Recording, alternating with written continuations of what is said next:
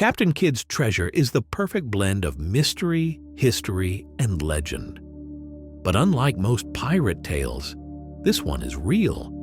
There's buried gold, betrayal, secret islands, and a public execution that turned into chaos.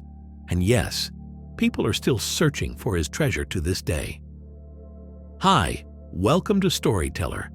Please don't forget to like, subscribe, and hit the notification button. My name is Daniel Jacks, and this is the $100 million treasure still buried in New York. New York Harbor, 1701. A massive crowd is gathering on the waterfront. Thousands of people, men, women, children, have come to witness the hanging of one of the most feared pirates alive, Captain William Kidd.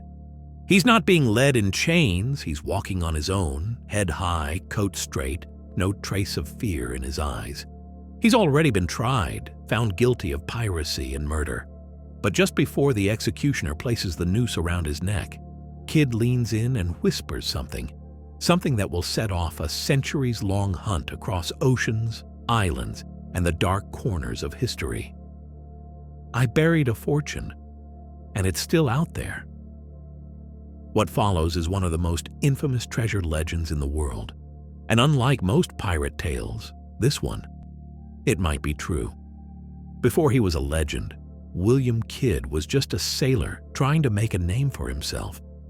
Born in Scotland around 1654, he moved to New York and quickly became a respected sea captain, known for honor, discipline, and loyalty to the crown.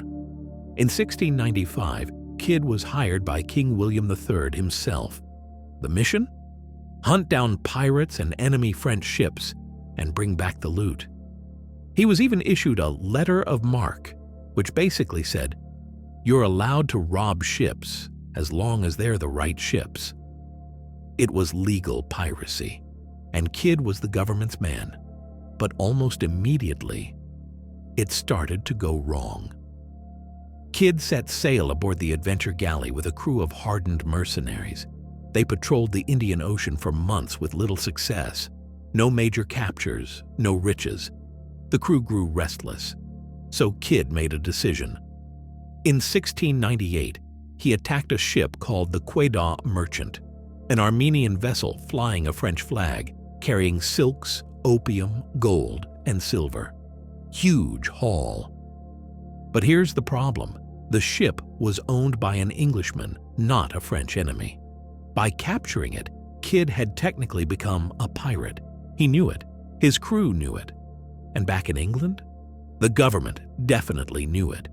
The moment Kidd stepped off that ship, his life would be over, unless he had leverage.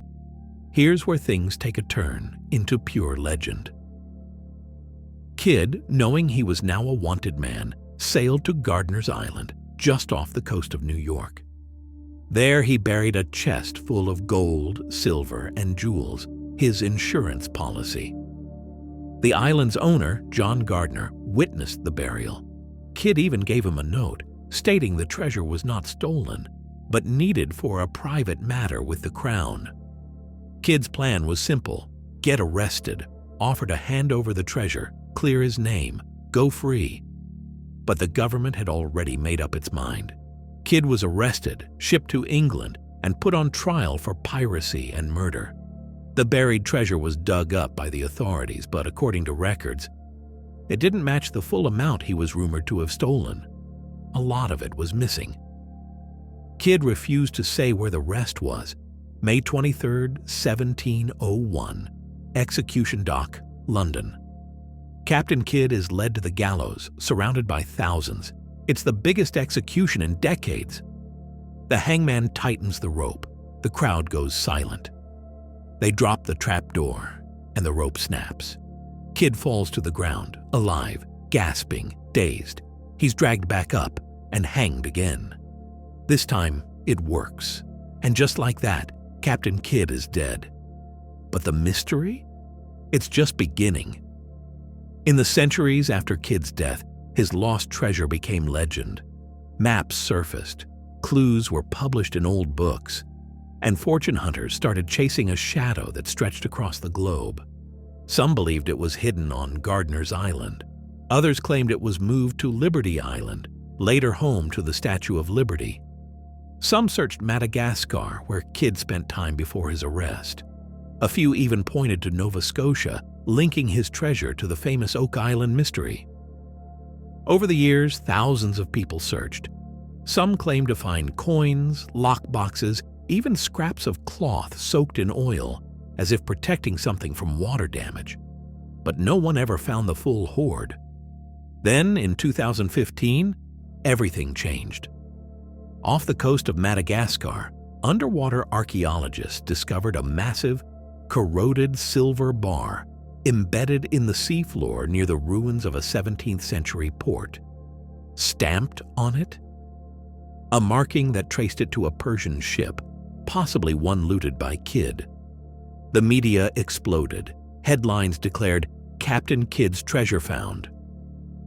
But just days later, UNESCO stepped in and said the bar was from a 20th century wreck, not Kidd's era. The researchers backed down. The site was closed, and once again, the treasure vanished into mystery. Here's the twist. Many historians believe that Kidd never saw himself as a pirate at all. They think the treasure story, the whole "I buried gold on an island" thing, was a lie designed to buy him time, a trick to avoid execution. But others point to real records, the Quedagh merchants' manifests, witnesses, coin finds. Something was buried, something went missing, and someone, maybe even Kidd himself, knew the full truth. To this day, metal detectors still beep along remote coastlines. Maps are studied, letters are decrypted, all because of one whisper at the gallows. I buried a fortune, and it's still out there. So maybe Kidd was lying. Maybe the treasure was never real. Or maybe it's still waiting. Somewhere on a quiet, forgotten island, just beneath your feet. Thank you for listening. If you enjoyed this story, please don't forget to like, subscribe, and hit the notification button.